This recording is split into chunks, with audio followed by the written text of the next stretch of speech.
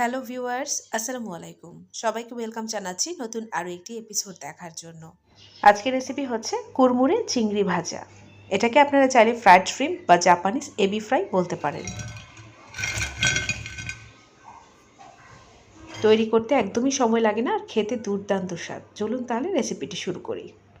সবার প্রথমে লাগছে চিংড়ি। আমি এখানে প্রায় 300 গ্রামের মতো চিংড়ি নিয়েছি। চিংড়ির মাথা আর উপরে যে শেলটারটা আছে সেটা ফেলে দিয়েছি, আর মাছ বরাবর একটু চেরি নিয়েছি, এর ভেনটাও ফেলে দিয়েছি। লেজের অংশটাকে একটু ছোট করে কেটে নিয়ে একটা চিংড়িকে জাস্ট উল্টো করে ধরে এইভাবে হালকা করে একটু ছুরি দিয়ে একটু কেটে নেব। হালকা করে কাট করার পর চিংড়িটাকে এইভাবে একটু চেপে চেপে এর পেশিটা ভেঙে দেব, যেন ভাজার সময় আর এর সাইজটা নষ্ট হয়ে না যায়। সবগুলো চিংড়ি আমি এভাবে কাট করে এর মধ্যে দিয়ে দিয়েছি স্বাদ মতো লবণ, হাফ চা চামচ আদা বাটা, হাফ চা চামচের মতো রসুন বাটা অ্যাড করে দিচ্ছি। হাফ চা চামচ ধনিয়া আর হাফ চা চামচ জিরাকে একসাথে গুঁড়ো করে এখানে আমি দিয়ে দিয়েছি 1 চা চামচের মতো লাল মরিচের গুঁড়া, আর সাথে ম্যাজিক মশলা দিয়ে দিয়েছি 1 প্যাকেট সম্পূর্ণটা। এটা যে কোনো ধরনের মুদি দোকানে পেয়ে যাবেন, না থাকলে শুধুমাত্র নুডলসের মশলাটাও দিতে পারেন বা চটপটির মশলাটাও দিতে পারেন। এটা দিলে খুব ভালো একটা টেস্ট আসে। বড় এক স্লাইস লেবুকে এখানে চিপে দিয়ে দিচ্ছি। এবার সব কিছুকে খুব ভালো করে মেখে নেব, আর মেখে নেওয়ার পর এটাকে আমি 10 মিনিটের জন্য রেস্টে রেখে দিব। আপনাদের হাতে যদি সময় না থাকে তাহলে সাথে সাথে ভেজে নিতে পারেন, আর একটু রেস্টে রেখে দিলে খেতে ভালো লাগে। এবার একটা বাটিতে আমি কিছুটা পরিমাণ ময়দা নিয়েছি। আপনারা চাইলে ময়দার পরিবর্তে আটাও নিতে পারেন, তবে প্যাকেটের আটা হলে ভালো হয়। এবার একটা চিংড়ি মাছকে আমি এভাবে একটু কোট করে নিচ্ছি, আর এই প্রতিটি চিংড়িকে এই একইভাবে কোট করে নেব ময়দা দিয়ে। এবার অন্য একটা পাত্রে একটা নর্মাল টেম্পারেচারের ডিমকে সামান্য একটু লবণ দিয়ে ফেটে রেখেছিলাম, আর এই ডিমের মধ্যে চিংড়িটাকে ভালো করে কোট করে নিচ্ছি।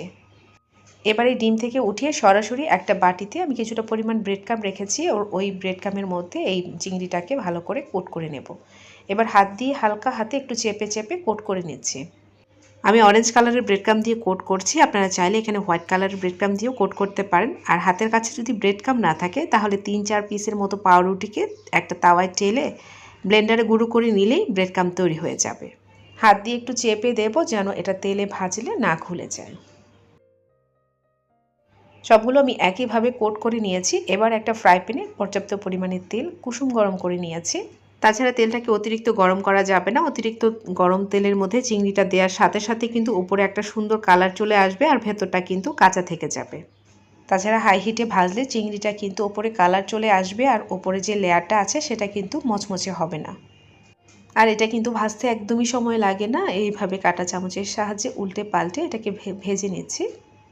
3-4 মিনিট এইভাবে ভেজে নেওয়ার পর ওপরে সুন্দর একটা গোল্ডেন ব্রাউন কালার চলে আসবে। এবার একটা স্ট্রেনারের সাহায্যে তেল ঝরিয়ে এটাকে তুলে নিচ্ছি। সবগুলো চিংড়ি তুলে নেওয়ার পর আমি পরিবেশন করে দেখিয়ে দিচ্ছি। কুড়মুড়ে এই চিংড়ি ভাজাটা কিন্তু গরম গরম টমেটো সসের সাথে খেতে অসাধারণ লাগে। তৈরি হয়ে গেছে দারুণ মজার এবি ফ্রাই বা ফ্রাইড শ্রিম্প বা মচমচে চিংড়ি ভাজা। যে নামেই ডাকুক না কেন, এটা খেতে কিন্তু দুর্দান্ত।